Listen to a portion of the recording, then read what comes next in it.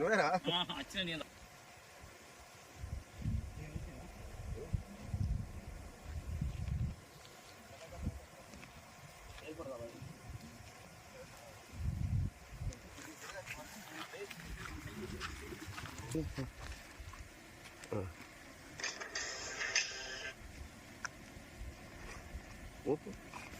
కొంచెం కదిలిస్తూ ఉండు, అప్పుడు వైరు నాటికి ఏర్పడుతుంది, లేకపోతే రా.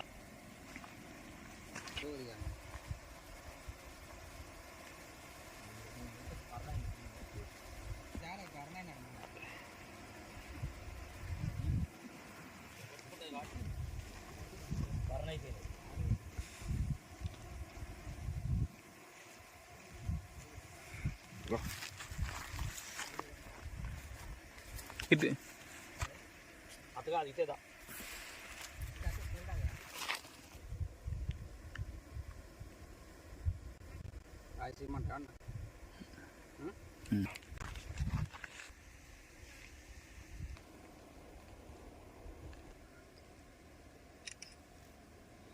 బర్రెలను తీసిన ఫోటో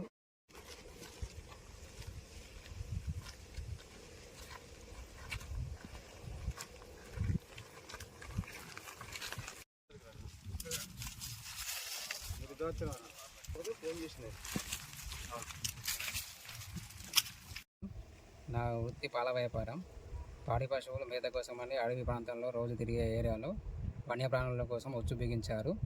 కరెంటు వైర్లతోటి, వైర్లతోటి పక్కన ఉన్నటువంటి రైతు పొలం ట్రాన్స్ఫారం దగ్గర నుంచి వైర్లు దాపి 100-150 మీటర్ల దూరం నుంచి వెళ్ళి రోజు నడిచే ప్రాంతంలో ఉచ్చులు బిగించారు. దానికి మా పాడి పశువులు 2 బలైనాయి. మాకు పాడి పశువుల ద్వారా జీవనాధారం. 2 పాడి పశువులు మృతి చెందక మేము జీవనోపాధిని కోల్పోయాం.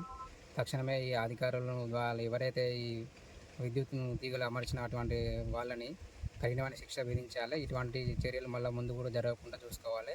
ఈరోజు పశువులుగా రేపు మేము కూడా బలి అయ్యే అవకాశాలు చాలా ఉన్నాయి. రాత్రి కూడా జరిగింది కాబట్టి మేము మిస్ అయ్యాం, పశువులు బలి అయ్యాయి. దీన్ని తక్షణమే శిక్షించాలి. మమ్మల్ని ప్రభుత్వం ఆదుకోవాలి. ఇటువంటి చర్యలు మళ్ళీ రాకుండా బీట్ ఆఫీసర్లను, కరెంటు, రెవెన్యూ వాళ్ళు దీనికి తగిన పరిష్కారం చూపించాలి. మాకు మన అగ్రికల్చర్ ఫీల్డ్స్ని అనుకొని ఒక వ్యక్తి ఒక 150 మీటర్ల లోపలికి కరెంట్ వైర్ వేసిండు. దానికి పడి 2 బర్రెలు చనిపోయిన జరిగింది. దాని గురించి విచారణ చేస్తున్నాం.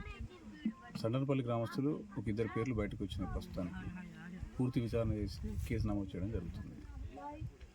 బర్రెల యజమానికి నష్టపరిహారం అంటూ అట్లా మన డిపార్ట్మెంట్ నుంచి ఏం కాదు. అతను మరి ఎవరు అక్యూజ్ అంటున్నారో అది ఎట్లా తెలియదు. అక్యూజ్ని చేసిన తర్వాత కేసు చేసి జైలు పంపడం అయితే జరుగుతుంది విచారణ.